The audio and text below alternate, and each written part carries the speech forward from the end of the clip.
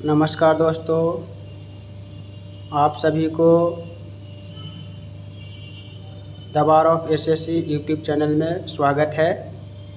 जैसा कि मैं पिछले वीडियो में आपको प्रोनाउन का पार्ट 1 पढ़ाया था, जिसमें हम लोग प्रोनाउन के काइंड्स के बारे में पढ़े थे। उसमें हम लोग ये भी पढ़े थे कि प्रोनाउन के कितने काइंड्स होते हैं। प्रोनाउन के 10 काइंड्स मैंने बताया था, जो आपको पिछले वीडियो में पार्ट 1 में बताया गया है। अगर वो आपने अभी तक वीडियो नहीं देखा है तो प्लेलिस्ट में जाइए, इंग्लिश ग्रामर के नाम से एक प्लेलिस्ट बना होगा, उसमें आप देखिएगा। उसमें प्रोनाउन का पार्ट 1 टॉपिक डाला हुआ है। तो आप सबसे पहले पार्ट 1 को देखिए और उसके बाद पार्ट 2 को देख लीजिएगा, या आज अभी देखना चाहें तो पहले पार्ट 1 देख लीजिएगा, फिर पार्ट 2 आपको समझ में आएंगे। ऐसे मैं कोशिश करूंगा कि आपको अच्छे से अच्छे समझ में आए। और एग्ज़ाम की दृष्टि से प्रोनाउन मोस्ट इम्पॉर्टेंट टॉपिक है दोस्तों, और इसके आज हम लोग यूज के बारे में पढ़ेंगे, इसके सभी रूल के बारे में पढ़ेंगे कि प्रोनाउन का रूल्स क्या है। तो चलिए हम लोग बिना डिले किए हुए, बिना ज़्यादा समय लिए हुए प्रोनाउन के रूल्स के बारे में आज पढ़ेंगे। और एक रिक्वेस्ट आपसे और है कि अगर हमारी वीडियो अच्छी लगे तो लाइक, सब्सक्राइब और शेयर ज़रूर करें। तो चलिए हम लोग आज रूल नंबर 1 से स्टार्ट करते हैं, जिसमें हम लोग पढ़ेंगे पर्सनल प्रोनाउन के रूल के बारे में। किसका दोस्तों? पर्सनल प्रोनाउन के रूल के बारे में पढ़ेंगे। रूल नंबर 1 कहता है कि सामान्य तौर पर सब्जेक्टिव या नॉमिनेटिव केस का प्रयोग वाक्य के सब्जेक्ट के रूप में होता है। दोस्तों आपको बता दूं कि सब्जेक्टिव केस या नॉमिनेटिव केस का प्रयोग हमेशा वाक्य के सब्जेक्ट के रूप में होता है, जबकि ऑब्जेक्टिव केस का प्रयोग ऑब्जेक्ट के रूप में होता है। फिर से रूल समझिएगा। रूल ए कहा कि सब्जेक्टिव केस या नॉमिनेटिव केस, सब्जेक्टिव केस या नॉमिनेटिव केस का प्रयोग वाक्य के सब्जेक्ट के रूप में होता है, जबकि ऑब्जेक्टिव केस का प्रयोग वाक्य के ऑब्जेक्ट के रूप में होता है। अब देखिएगा, जो सब्जेक्टिव केस रहेंगे वो वर्ब के पहले आएंगे। जो सब्जेक्टिव केस रहेंगे दोस्तों वर्ब के पहले आएंगे, और जो ऑब्जेक्टिव केस रहेंगे वो वर्ब के बाद आएंगे। क्या आएंगे दोस्तों? वर्ब के बाद आएंगे। फिर से एक बार सोच लीजिए। कहता है कि जो सब्जेक्टिव केस होंगे वो वर्ब के पहले आएंगे, जो ऑब्जेक्टिव केस है वो वर्ब के बाद आएंगे। एग्जाम्पल पे हम लोग चलते हैं। जैसे इसमें फर्स्ट एग्जाम्पल दिया गया है कि मी टीच राम। जो गलत है, मी की जगह क्या होना चाहिए दोस्तों? आई होना चाहिए। मी की जगह क्या होना चाहिए? आई होना चाहिए। यहाँ होता आई टीच राम। नेक्स्ट हम लोग देखेंगे दोस्तों, नेक्स्ट एग्जाम्पल में ये दिया गया है कि आई टीच ही। यहाँ ही लिखा है दोस्तों, जो गलत है। आपका होना चाहिए था आई टीच हिम, क्योंकि वर्ब के बाद हमेशा ऑब्जेक्टिव केस आता है। रूल नंबर 2 हम लोग देखेंगे, जो मोस्ट इम्पॉर्टेंट है एग्जाम की दृष्टि से। कहता है कि लेट तथा प्रीपोजिशन के बाद, किसके बाद? लेट तथा प्रीपोजिशन के बाद ऑब्जेक्टिव केस का प्रयोग होता है। लेट तथा प्रीपोजिशन के बाद किसका प्रयोग होगा दोस्तों? तो ऑब्जेक्टिव केस का। जैसे हम लोग पढ़ेंगे शॉर्टकट में, क्या है? लेट प्लस लेट या प्रीपोजिशन आएगा। अगर उसके बाद कोई केस का प्रयोग हो तो वो कौन सा केस होगा? Objective case. जैसे हम लोग देखेंगे एग्जाम्पल के द्वारा, लेट वी गो होम। तो यहाँ जो वी दिया है दोस्तों वो गलत दिया है। यहाँ हो जाएगा let us go home. Let us go home. Let us go home. और इस प्रकार से आपको कॉमन एरर में दे सकता है, इसलिए इसे सोल्व करते समय ध्यान रखें, अपने माइंड में इस बात को याद रखें कि जो रोल था उसके अनुसार दिया है या नहीं। सेकंड एग्जांपल देखेंगे। कहता है लेट यू एंड माइंड। यहाँ माइंड दिया हुआ है दोस्तों, जो गलत है, क्योंकि यहाँ मी आना चाहिए। यहाँ देखिए लेट का प्रयोग है और लेट के बाद हमेशा ऑब्जेक्टिव केस आता है। तो यहाँ होता let you and me do it. अब सही हो गए दोस्तों। नेक्स्ट हम लोग देखेंगे example, this invitation is for you and I. तो यहाँ आई है दोस्तों, जो गलत है। यहाँ होता this invitation is for you and me. This invitation is for you and me. Next हम लोग देखेंगे क्यों, क्योंकि ये ऑब्जेक्टिव केस क्यों आया, क्योंकि आगे प्रीपोजिशन लगा हुआ था। इसी प्रकार से हम लोग नेक्स्ट देखेंगे, कहता है कि बिटवीन यू एंड ही, यहाँ गलत है दोस्तों, यहाँ आना चाहिए था between you and him, between you and him और यू आर रोको। अब हम लोग नेक्स्ट एग्जाम्पल देखेंगे। नेक्स्ट रूल क्या कहता है दोस्तों, जो देखेंगे नेक्स्ट रूल कहता है कि जेरेंड के बाद हमेशा ऑब्जेक्टिव केस का प्रयोग होता है। जेरंड के बाद हमेशा किस केस का प्रयोग होगा दोस्तों, ऑब्जेक्टिव केस का। जेरंड के बाद हमेशा ऑब्जेक्टिव केस का प्रयोग होता है। अब आप सोच रहे होंगे जेरंड होता क्या है, तो जब मेन वर्ब में आईएनजी लगा दिया जाए, मेन वर्ब में आईएनजी लगा दिया जाए तो दोस्तों वो जेरंड का काम करने लगता है और जेरंड के बाद हमेशा ऑब्जेक्टिव केस का प्रयोग होता है। नेक्स्ट हम लोग देखेंगे एग्जाम्पल में, talking he was not pleasant, तो दोस्तों यहाँ ही गलत है क्योंकि यहाँ ही आना चाहिए था, यहाँ होता talking him was not pleasant, talking him was not pleasant, तो वहाँ ही की जगह क्या होना चाहिए दोस्तों, हिम होना चाहिए। नेक्स्ट हम लोग रूल देखेंगे, रूल नंबर नेक्स्ट, इसमें कहता है कि इन्फिनेटिव के पहले और बाद में ऑब्जेक्टिव केस के प्रोनाउन का प्रयोग होता है। इन्फिनेटिव के पहले और बाद में, अर्थात इन्फिनेटिव जब आए, इन्फिनेटिव होता क्या है तो 2 + V1 को इन्फिनेटिव कहा जाता है, और इन्फिनेटिव के पहले हो या बाद में केस का प्रयोग हो वो हमेशा ऑब्जेक्टिव केस होगा। जैसे एग्जांपल से हम लोग समझेंगे दोस्तों, कहता है I requested she to come here, तो यहाँ हो जाता है दोस्तों आई रिक्वेस्टेड हर, क्योंकि सी यहाँ गलत है दोस्तों, यहाँ क्या होना चाहिए हर टू कम हेयर। क्यों, क्योंकि इन्फिनेटिव के पहले या बाद में दोनों जगह पे हमेशा ऑब्जेक्टिव केस का प्रयोग होता है। नेक्स्ट रूल देखेंगे हम लोग, कहता है एज या देन के बाद हमेशा नॉमिनेटिव केस के प्रोनाउन का प्रयोग होता है। एज या देन के बाद हमेशा दोस्तों किस केस के प्रोनाउन का प्रयोग होगा, तो नॉमिनेटिव केस का, नॉमिनेटिव केस का प्रयोग होता है। कहता है नेक्स्ट रूल नंबर कि एज या देन के बाद, एज या देन के बाद नॉमिनेटिव केस के प्रोनाउन का प्रयोग होता है। जैसे हम लोग देखेंगे Ram is as fast as me, यहाँ गलत है दोस्तों क्योंकि ऑब्जेक्टिव केस आ गया, यहाँ आएगा Ram is as fast as I. Next हम लोग देखेंगे I am better than him, तो यहाँ हो जाएगा दोस्तों हिम के जगह जो गलत है यहाँ होगा I am better than he. लेकिन याद रखें दो ऑब्जेक्ट के बीच तुलना होने पर एज या देन के बाद, किसके बीच तुलना होने के बाद दोस्तों, तो दो ऑब्जेक्ट के बीच तुलना होने पर एज या देन के बाद ऑब्जेक्टिव केस के प्रोनाउन का प्रयोग होता है। जैसे हम लोग एग्जांपल में देखेंगे I love you as much as he, तो यहाँ गलत है दोस्तों क्योंकि यहाँ ऑब्जेक्टिव केस आना चाहिए था और ही के जगह हिम आना चाहिए था। जैसे हम लोग नीचे देखेंगे I love you as much as him, जो सही लिखा हुआ है। नेक्स्ट रूल हम लोग देखेंगे दोस्तों, नेक्स्ट रूल में ये कहता है कि यदि वाक्य का सब्जेक्ट, किसका सब्जेक्ट दोस्तों, वाक्य का सब्जेक्ट वन हो और उसका पोसेसिव केस, अगर किसी वाक्य का सब्जेक्ट वन हो तो उसका पोसेसिव केस क्या होता है दोस्तों, वंस होता है। इसके जगह अगर आप हीज हर या देयर लगाते हैं तो गलत समझा जाएगा। एग्जाम्पल में हम लोग देखेंगे one should keep his promise, तो यहाँ जो हिज लगा दिया गलत है दोस्तों, यहाँ आना चाहिए था one should keep once promise, जो सही है। नेक्स्ट एग्जाम्पल हम लोग देखेंगे, नेक्स्ट एग्जाम्पल में है दोस्तों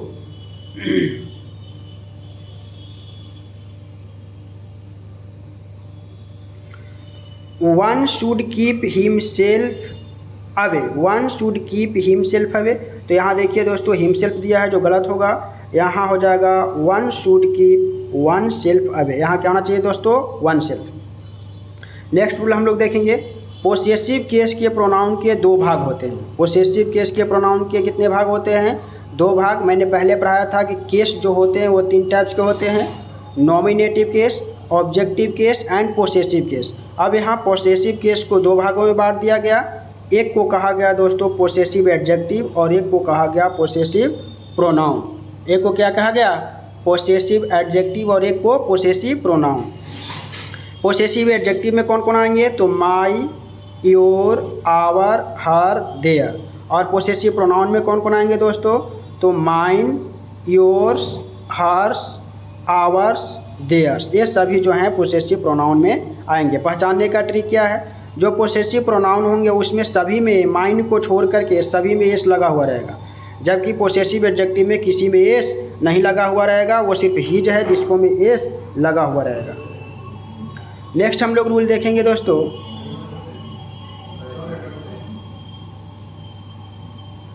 कहता है कि पोसेसिव एडजेक्टिव के बाद नाउन का प्रयोग होता है। पोसेसिव एडजेक्टिव के बाद नाउन का प्रयोग होता है, जबकि पोसेसिव प्रोनाउन के बाद कभी भी नाउन का प्रयोग नहीं होता है। फिर से समझिएगा, पोसेसिव एडजेक्टिव के बाद नाउन आएगा, पोसेसिव एडजेक्टिव के बाद नाउन आता है, जबकि पोसेसिव प्रोनाउन के बाद नाउन का प्रयोग नहीं होता है। जैसे एग्जाम्पल में हम लोग देखेंगे, India is a great country and is our. तो यहाँ आवर गलत है दोस्तों, यहाँ होना चाहिए था India is a great country and is ours, जो सही होगा। नेक्स्ट हम लोग देखेंगे, दिस इज योर बुक। तो यहाँ भी योर गलत, योर्स बुक गलत है दोस्तों, यहाँ होना चाहिए था this is your book. Next rule हम लोग देखेंगे, कहता है कि वर्ब प्लस आईएनजी का प्रयोग नाउन की तरह हो तो उसके पहले पोसेसिव एडजेक्टिव का प्रयोग होता है, ना कि पोसेसिव प्रोनाउन का। फिर समझिएगा कि अगर वर्ब में आईएनजी का प्रयोग हो तो ये नाउन की तरह, अगर फिर इसका नाउन की तरह प्रयोग हो, वर्ब में आईएनजी लगा हुआ हो और इसका प्रयोग किसके तरह हो, नाउन की तरह हो, तो उसके पहले पोसेसिव एडजेक्टिव का प्रयोग होगा, ना कि पोसेसिव प्रोनाउन का। कॉमन एरर में बहुत बार देता है दोस्तों ये सब, इसलिए इसको ध्यान में रखें और ध्यान में रखकर ही आगे बढ़ें। जैसे एग्जाम्पल से हम लोग समझेंगे, पोसेसिव प्रोनाउन है दोस्तों, तो इसके पहले आईएनजी भी, वर्ब में आईएनजी लगा हुआ रहेगा, तो पोसेसिव प्रोनाउन का प्रयोग नहीं करना है, पहले गलत माना जाएगा। उसके पहले क्या लगाना है, पोसेसिव एडजेक्टिव।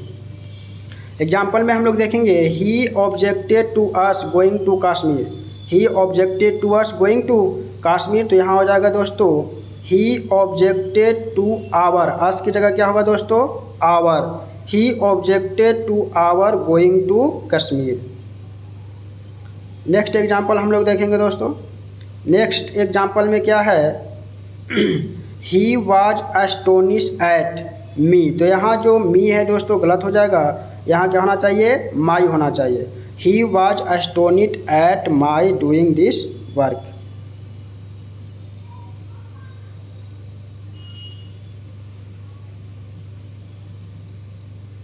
नेक्स्ट रूल देखेंगे, कहता है कि वन ऑफ के बाद सिंगुलर वर्ब तथा सिंगुलर प्रोनाउन का प्रयोग होता है, ना कि देयर का। कहता है वन ऑफ के बाद सिंगुलर वर्ब तथा सिंगुलर प्रोनाउन लगेगा, हिज या हर लग सकता है, ना कि देयर लगेगा। नेक्स्ट हम लोग देखेंगे एग्जाम्पल में जैसे दिया है, one of my friends has passed their examination. तो यहाँ हो जाएगा one of my friends has passed his example. Their की जगह क्या होगा दोस्तों, हीज होना चाहिए, देयर गलत है, हीज सही है। नेक्स्ट हम लोग देखेंगे ऑर्डर ऑफ प्रोनाउन के बारे में। कहता है कि यदि तीनों पर्सन का प्रयोग एक साथ हो कहता है यदि तीनों पर्सन के प्रोनाउन एक साथ आए और उनका उद्देश्य अच्छा हो, तो उस क्रम में हम लोग प्रोनाउन को 2, 3, 1 के फॉर्म में लिखेंगे। 2, 3, 1 के फॉर्म में, अर्थात पहले सेकेंड पर्सन, फिर थर्ड पर्सन और फिर फर्स्ट पर्सन। एग्जाम्पल में हम लोग देखेंगे, फिर से एक बार रूल समझ लीजिए। रूल कहा कि यदि तीनों पर्सन एक साथ आए तो प्रोनाउन एक साथ आए। अगर तीनों पर्सन के प्रोनाउन एक साथ आए और उनका उद्देश्य अच्छा हो, अर्थात अच्छी सोच वाला हो, अच्छे काम वाला हो, तो हम लोग उसको 2, 3, 1 के क्रम में रखेंगे, अर्थात सेकेंड पर्सन पहले, उसके बाद थर्ड पर्सन और उसके बाद फर्स्ट पर्सन।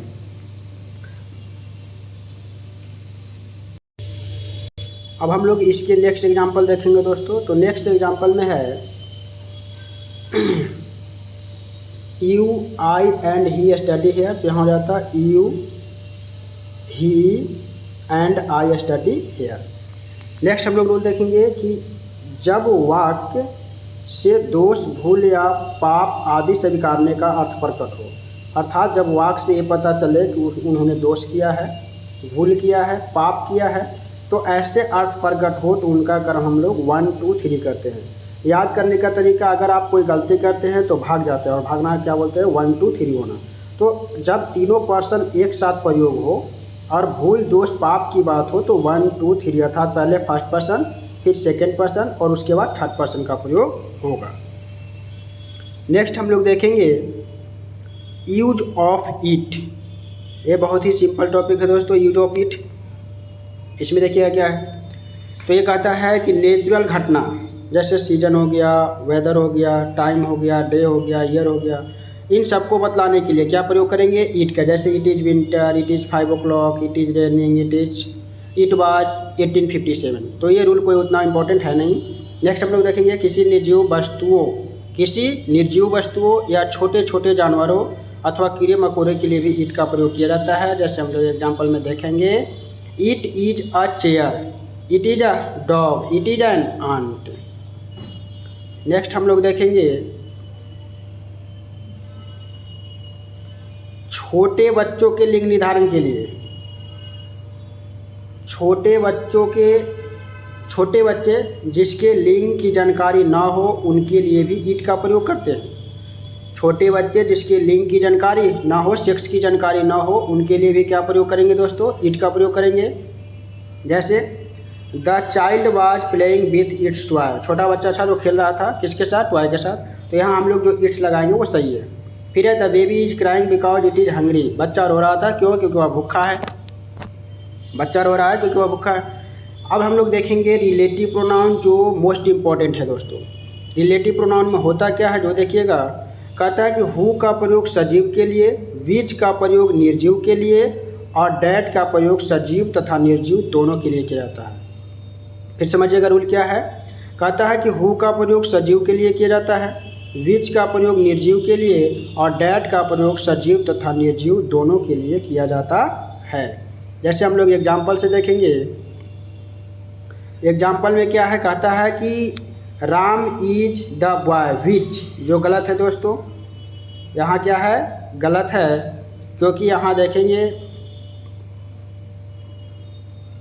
एग्जाम्पल में क्या है, एग्जाम्पल में है कि Ram is the boy which has past. तो यहाँ जो बॉय है वो सजीव है, अर्थात यहाँ विच की जगह क्या आना चाहिए था, हु आना चाहिए था। जो विच गलत है, यहाँ होता Ram is the boy who has past, यहाँ क्या आना चाहिए था दोस्तों, हु आना चाहिए था। फिर है this is the pen who I bought yesterday, तो यहाँ होता this is the pen which I bought yesterday. क्यों, क्योंकि यहाँ हु का प्रयोग नहीं हो जाएगा, क्योंकि पेन निर्जीव है, इसमें जान नहीं है। तो यहाँ आना चाहिए this is the pen which I bought yesterday. ये मोस्ट इंपॉर्टेंट है दोस्तों, इससे कई बार कॉमन एरर आ चुके हैं। नेक्स्ट देखेंगे the boy that stole my purse was a student. तो यहाँ जो डैट आया, डैट का प्रयोग मैंने ऊपर भी बताया कि निर्जीव और सजीव दोनों के लिए किया जाता है, तो यहाँ डैट का प्रयोग बिल्कुल सही है। फिर the pen that is on the table is mine, यहाँ भी जो डैट है निर्जीव के लिए आया है, जो बिल्कुल सही है। नेक्स्ट रूल हम लोग देखेंगे हु विच डैट का प्रयोग उस नाउन के ठीक बाद होता है जिसके लिए वह प्रयुक्त होता है। फिर समझिएगा, हु विच डैट का प्रयोग उस नाउन के ठीक बाद होगा जिसके लिए वह प्रयोग हुआ है। जैसे हम लोग एग्जाम्पल से समझेंगे, एग्जाम्पल में क्या है जो देखेंगे दोस्तों, एग्जाम्पल में कहता है this is Ali house who is a writer. तो यहाँ देखिएगा हु का प्रयोग अली के लिए हुआ था, अतः यहाँ सही क्या होता है जो देखिएगा, this is the house of Ali, this is the house of Ali. यहाँ एपोस्ट्रोफी का प्रयोग नहीं होगा क्योंकि अली क्या है, सजीव है। यहाँ जाएगा this is the house of Ali who is a writer. अब बिल्कुल सही हुआ, यहाँ ऑफ का प्रयोग होगा। नेक्स्ट रूल हम लोग देखेंगे, कहता है कि हु विच डैट के बाद क्रिया क्या लगेगी, यह इसके पहले आने वाले नाउन पर डिपेंड करता है। फिर समझिएगा, हु विच डैट के बाद क्रिया वर्ब कौन सी लगेगी, यह इसके पहले आने वाले नाउन पर निर्भर करता है। जैसे यदि इसके पहले, अर्थात यदि इसके पहले नाउन सिंगुलर हो तो इसके बाद आने वाला वर्ब भी सिंगुलर होगा। यदि नाउन प्लुरल हो तो आने वाला वर्ब भी प्लुरल होगा। जैसे हम लोग देखेंगे it is I who is responsible for this. तो यहाँ जो दोस्तों आई आया है, क्या आया है, आई आया है, और आई के अनुसार यहाँ क्या आना चाहिए था, एम आना चाहिए था, जो गलत दिया है। यहाँ सही क्या होता, तो it is I who am responsible for this. तो यहाँ एम सही हो गया दोस्तों। नेक्स्ट हम लोग देखेंगे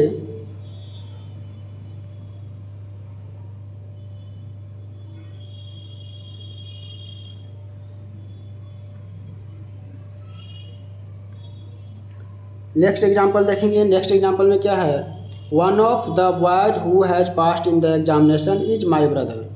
तो यहाँ हो जाएगा one of the boys who है, क्यों, क्योंकि यहाँ बॉयज जो है प्लुरल है। यहाँ बॉयज जो था प्लुरल था, यहाँ सिंगुलर वर्ब लगा दिया, जो गलत होगा दोस्तों।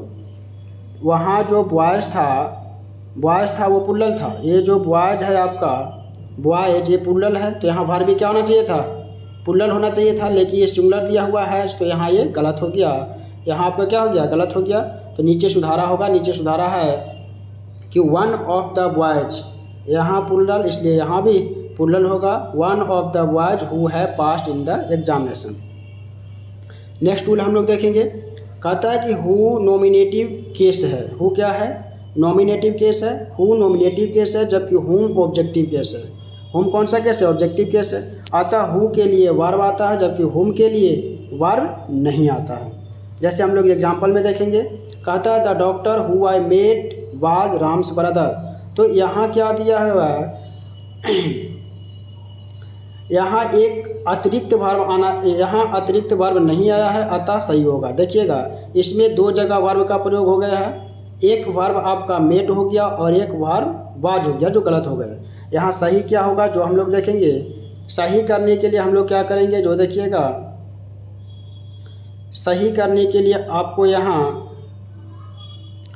देखिए क्या सुधारा है, कहता the doctor whom I met was Ram's brother. तो ये यहाँ सही हो गया दोस्तों, क्योंकि यहाँ जो आई के लिए मेट आया है और डॉक्टर के लिए वाज आया है। तो यहाँ हो जाता है the doctor whom I met yesterday, अर्थात हु के जगह क्या होना चाहिए था, हुम होना चाहिए था। द डॉक्टर हुम came here was my brother. तो ये भी यहाँ गलत है दोस्तों। यहाँ होना चाहिए था क्या, यहाँ होना चाहिए था कि the doctor who came here was my brother, अर्थात हुम के बाद वर्ब आता है, जो क्या होता है, हुम के बाद कोई नाउन आना चाहिए या प्रोनाउन आना चाहिए, जबकि यहाँ हु के बाद वर्ब आता है, जो सही है।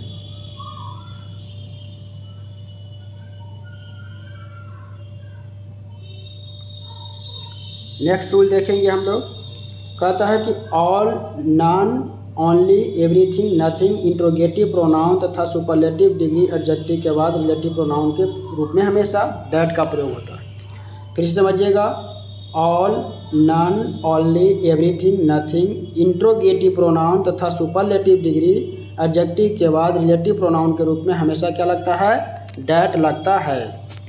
जैसे हम लोग देखेंगे, mister Sharma is the bravest man who I know.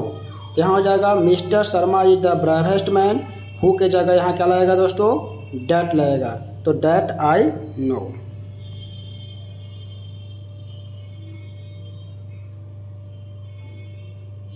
इसी प्रकार से नेक्स्ट देखेंगे, कहता है कि all which glitters is not gold. तो यहाँ विच जो लगा है वो गलत लगा है दोस्तों, यहाँ क्या लगना चाहिए, that. All that glitters is not gold. फिर है this is the same pen which you want. तो यहाँ विच गलत है दोस्तों, यहाँ विच क्या है, गलत है, यहाँ होना चाहिए this is the pen, this is the same pen that you want. और इसके बाद हम लोग नेक्स्ट रूल अगले